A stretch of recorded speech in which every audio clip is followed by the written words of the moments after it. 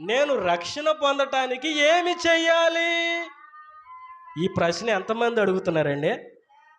రక్షణ లేకుండా ఉన్నవారు, మారు మనసు లేకుండా ఉన్నవారు, బాప్తిజం పొందకుండా ఉన్నవారు, యేసు ప్రభువుని సొంత రక్షకుడిగా అంగీకరించకుండా ఉన్నవారు, దేవుని వాక్యాన్ని వింటున్నవారు. ఏమండి, మొట్టమొదటి మాట మనం చదువుకున్నాం ఏంటి? 16వ అధ్యాయం 32వ వచనం. అతనికి అతని ఇంటి వారికి అందరికి దేవుని వాక్యము బోధించిరి.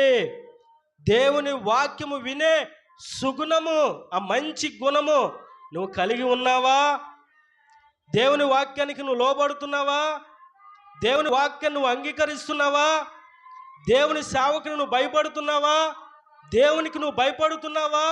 వణుకుచున్నావా? ఆ సరసల నాయకుడు వణుకుచున్నాడంటండి. వణుకుచున్నాడు.